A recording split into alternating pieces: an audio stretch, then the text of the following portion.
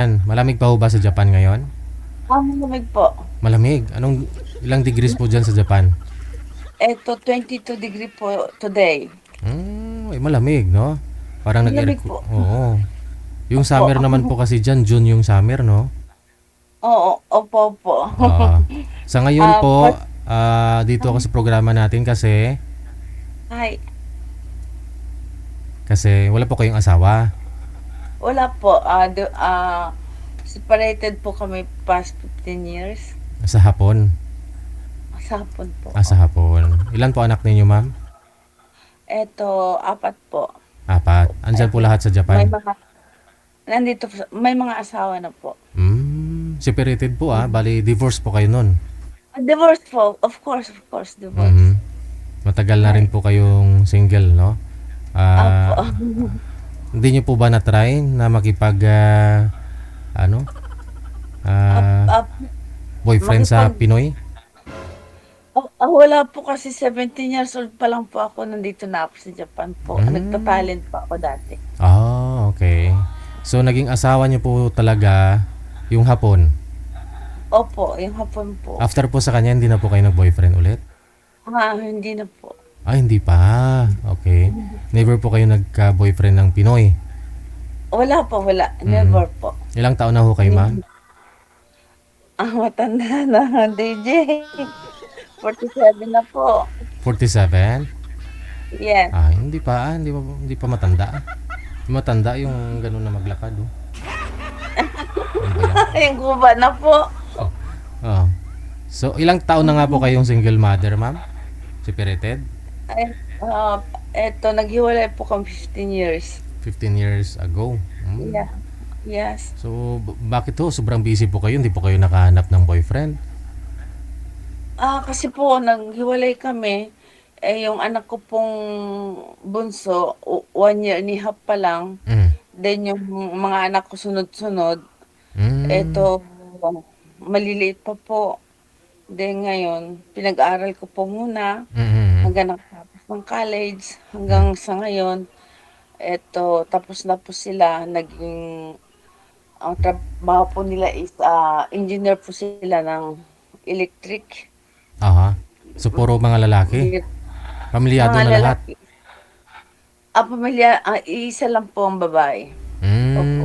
Sa 4, 3 po lalaki lahat, no? May mga pamilya na lahat. 4, ma'am. Opo. Apat na pa yung, pwede po bang sabihin yun? Apat yung Yung apo? apo? Oo naman. Pwede naman. 4 na rin po apo mo.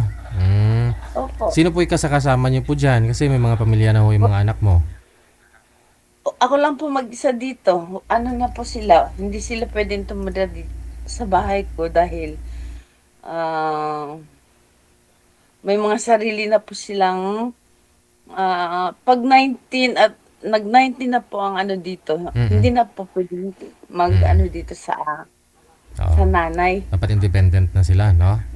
Opo, Oo. kailangan mag-ano na po sila, Mm. sariling, Magsarili, no? apartment. Opo. Aha. Pero ano pong pinagkakaabalahan ninyo ngayon, ma'am? Eto, cashier po ako Mhm. sa Sa isang malaking store. aha. Ngayon holiday pa ako, bukas may pasok pa ako hanggang Sunday. Kaya Mhm. sabi ko si DJ, hindi naman ako inaano ni DJ, sabi ko wala akong pasok ngayon. Andiyan po Sabi yata, meron na po yatang nanap si manager pero may lang signal. Ilang taon po ang gusto niyo, ma'am? At ano pong katangian ng isang lalaki ang hinahanap mo?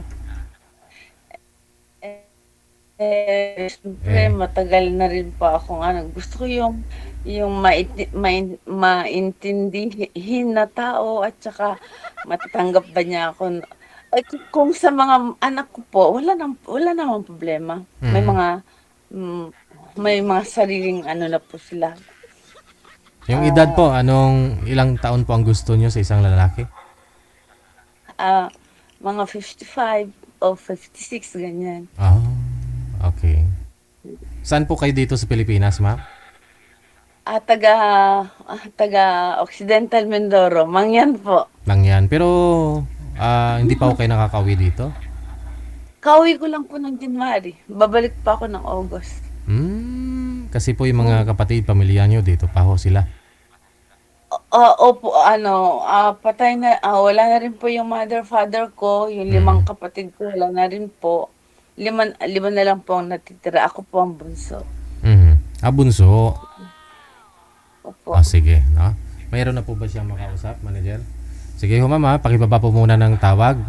Baka meron na ho, no? Sige. Ayun po, nasa Tokyo, Japan. Mula po sa may Tokyo, Japan, si Madam Mary Jane, no? 46 years old. Tama po ba?